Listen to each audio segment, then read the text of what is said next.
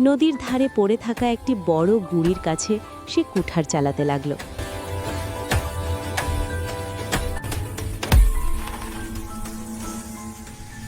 না না না, আমার কুঠার।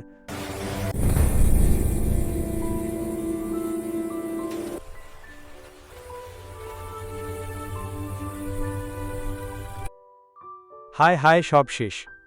আমার সবকিছু ওই নদীর জলে চইলা গেল। এই কুঠার আছিল আমার রোজগারের একমাত্র সম্বল। কুঠার ছাড়া এখন আমি কেমনে গাছ কাটমু, চাইল কিনমু কেমনে? সে ধীরে ধীরে নদীর পাশে বসে পড়ল।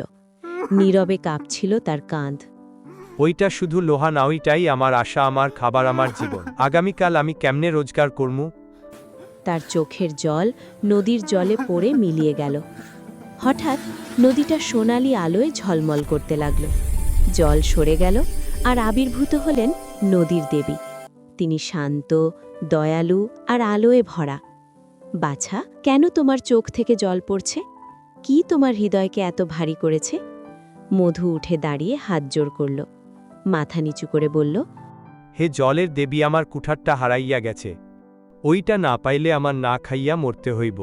দেবী মৃদু হাসলেন, চোখ মুছে ফেলো, তুমি একা নও, আমি তোমাকে সাহায্য করব। তিনি নদীর জলে ডুবে গেলেন।